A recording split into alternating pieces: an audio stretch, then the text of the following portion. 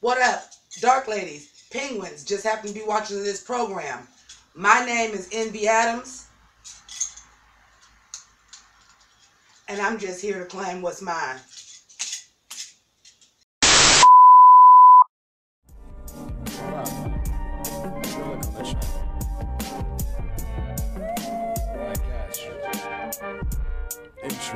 My role model, Envy.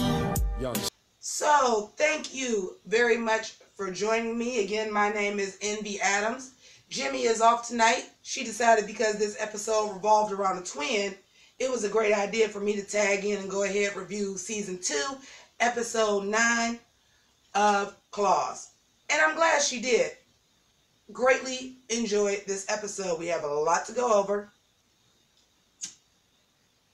Let's get into it. You know, Jimmy could have bought me my own wine. I gotta drink her pink bubbly shit.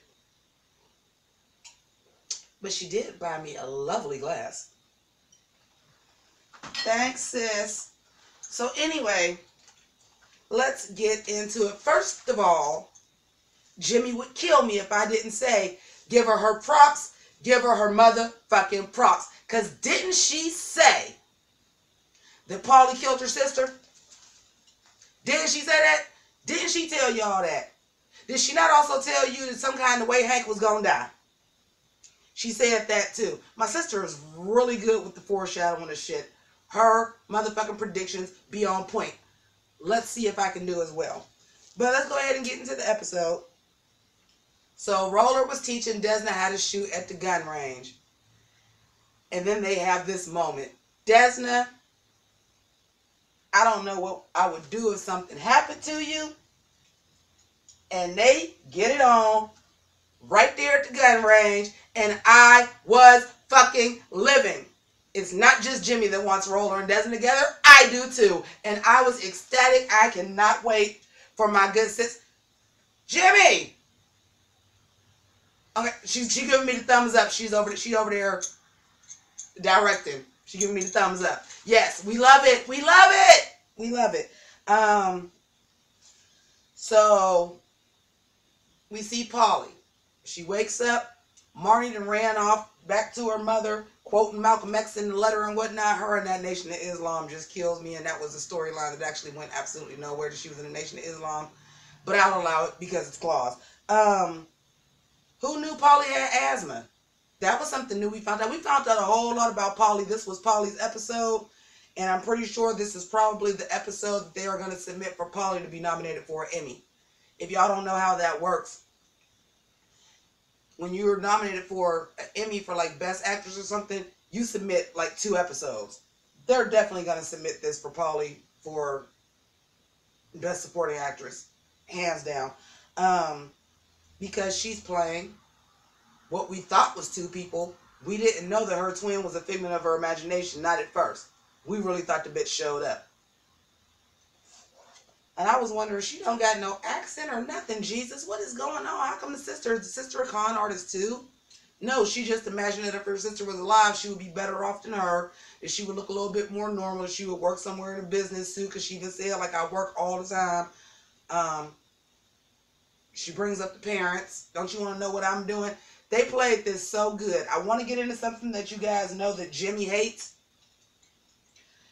which is the fantasy sequence. And we actually ended the episode on a fantasy sequence this season. I mean, this episode. I didn't mind it. At least the last 2 episodes.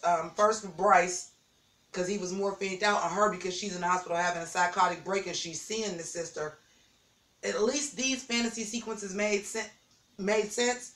And also I like that it was basically symbolizing that now that she told the truth about what happened with her sister, she can now move on. So at first they're doing the routine together. And I also got to say, what was so sickening about the fantasy sequence? Obviously, Carrie Preston is playing both parts. But to actually have somebody basically doing a dance with themselves, and it's still being little nuances that they didn't look like it was exactly the same person doing the steps. Like there was little nuances. Carrie Preston, you did that, sis. Can't believe my sister got me smoking these damn cigarettes. And the bitch lost my cigarette holder. Yeah, I called you a bitch. Shut up. Love you. So Dean and Virginia move into the Fleabag Motel, and I was wondering, did they move into any room, or was that Paulie's old room? You know, because keep the sets. But also, maybe she was still keeping that room, but also was living in Desmond's house. I don't know. But Dean is flipping out because, again, people with autism, they do not do well with change. It's loud. Virginia's like, well, you just want to have sex? And he's like, yeah. And she riding him. I don't know what kind of riding that was doing, but it ain't even look like it was fun. And he looked up and seen black mold. We know from before, Dean hates black mold. And then he seen a roach, and he had kicked Virginia off the cop. I just love Dean so much. Again, if you're new to this channel, we do stream of consciousness reviews on this channel. So I may jump around. I may not go in order. It's going to come as it comes to me. So what I also love is just the full bookend of this episode, because everything like came back around. So I'm going to end up having to jump around because the storylines were so completed. I love that Virginia went, because we know Virginia is not a cleaner. She's not a cooker. She don't do shit like that. But she busted that room down. She cleaned that mold up. She cleaned the bathroom. She went and got all of Dean's stuff, his kombucha, his snacks, had it all labeled in the room, and played that On the Wings of Love, because we know that song calms him down, and just said, we have to start relying on each other. And then Desmond came over after her and Paulie had the talk of, we are not ordinary, we are criminals. And we're good at it, and it's time we embrace it.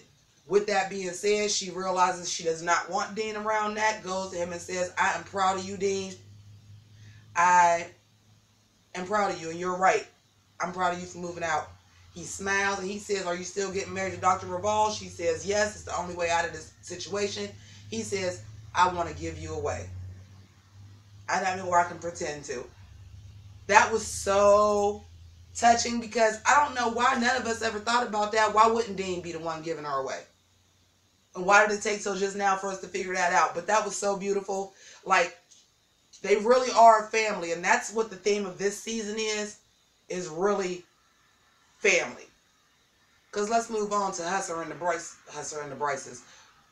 Let's move on to Bryce and Roller. And the country-ass cousin that just keep having all the ideas and keep taking over. So, we got this coke money, we got this pill money. Once we get rid of the Russians and the Haitians, Uncle Daddy, like, what we gonna do?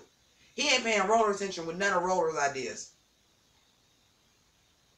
The cousin is like, let's open rehab centers.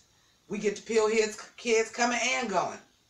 Then, Roller finds a place. It's across the street from a school. I'm with Roller on this one. It is a rehab facility. I mean, is it great to be across the street from a school? No. But is it illegal? I don't think so, because you're not selling drugs. I get what he was saying. He was like, well, if we're cleaning them up, I don't see what the problem is being around the corner from a school. Country-ass cousin says, I got a better idea. Let's just open it right next to Suncoast. You know what's right next to Suncoast, right? Hank Square Dance Jew for Jesus shit. Forgive me, Lord, for saying Jesus and shit in the same statement. Sorry. But they go and they basically make him sign it over, which I wasn't mad at. I was here for that. Because look what you tried to do. And as soon as they came in, he already knew he was in trouble. He was like, I don't want no trouble. I wasn't in my right mind. I wasn't really going to marry Jen and take her to Israel. I wasn't going to do none of that. But then Bryce comes, because Bryce and Jen are trying to start a new life.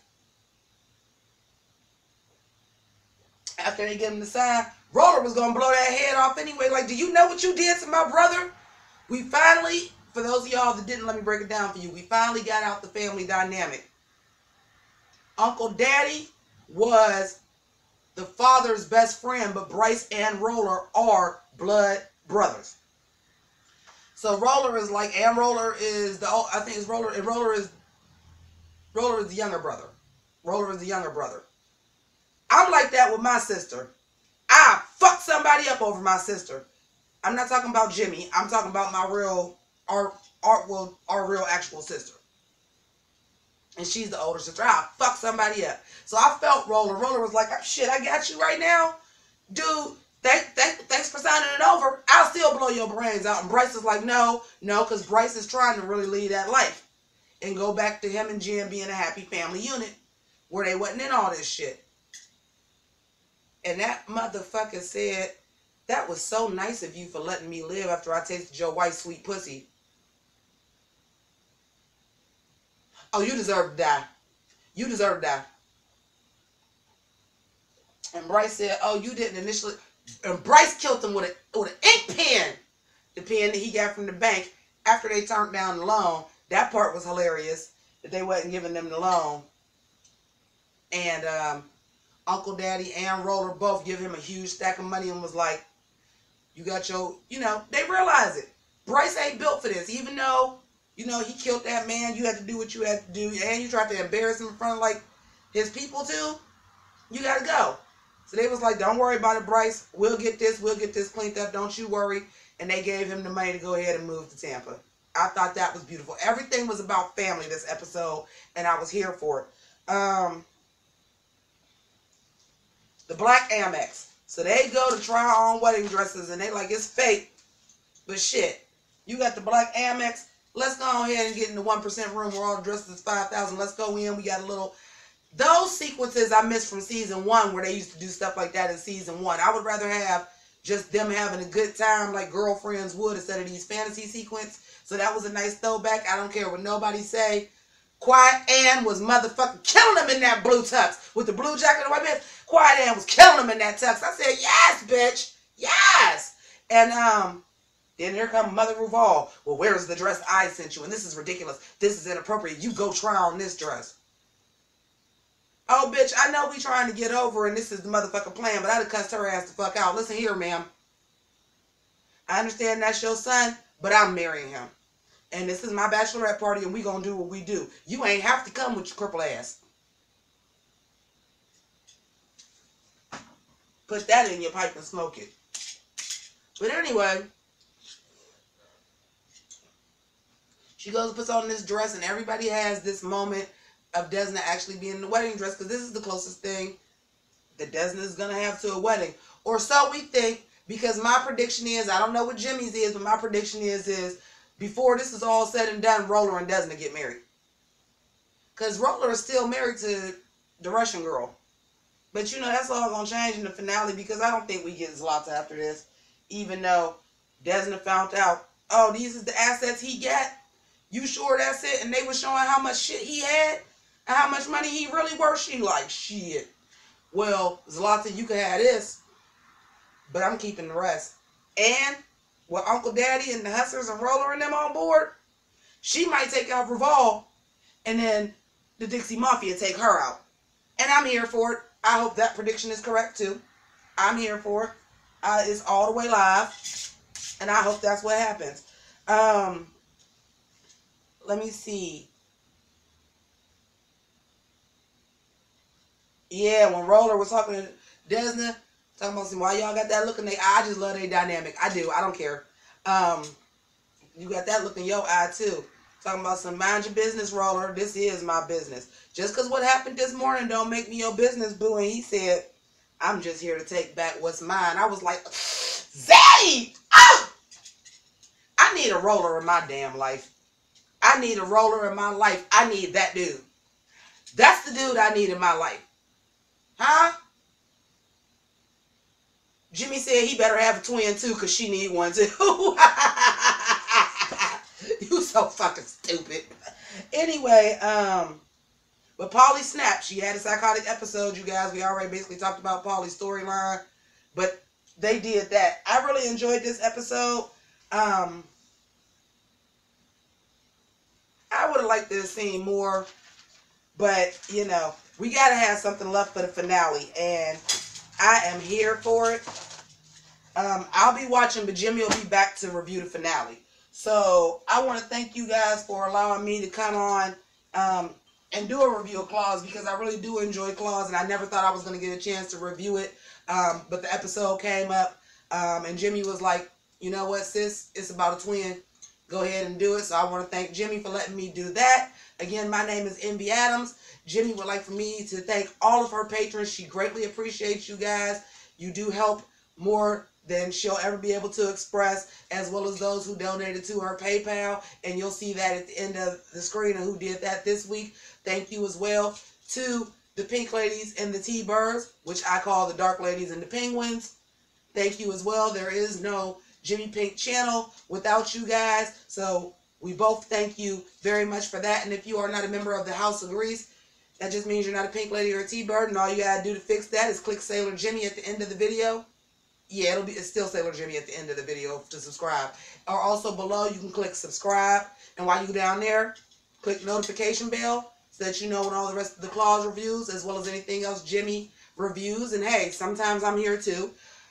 All the links below, all the merchandise, the t-shirts, Jimmy CD.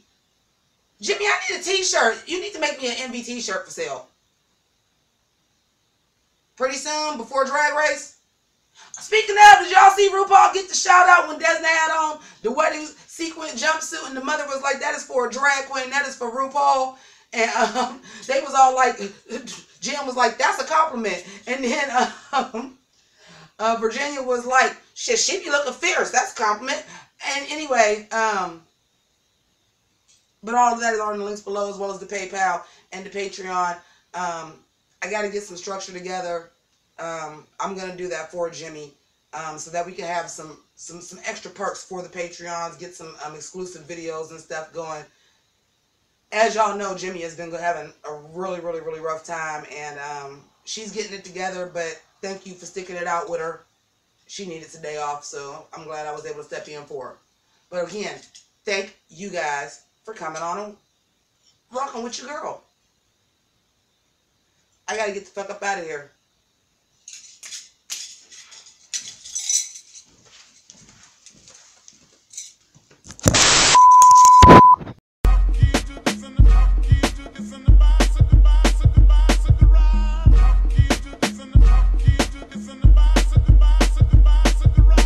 Kamehameha, attackers blazing, I'm so amazing. Japanimation, the anime on your cartoon station. So fulfilling, no adults swimming for about an hour. Revealing power, unorthodox amongst these cowards. Full transformation for Optimus Prime transformation. A good vibration from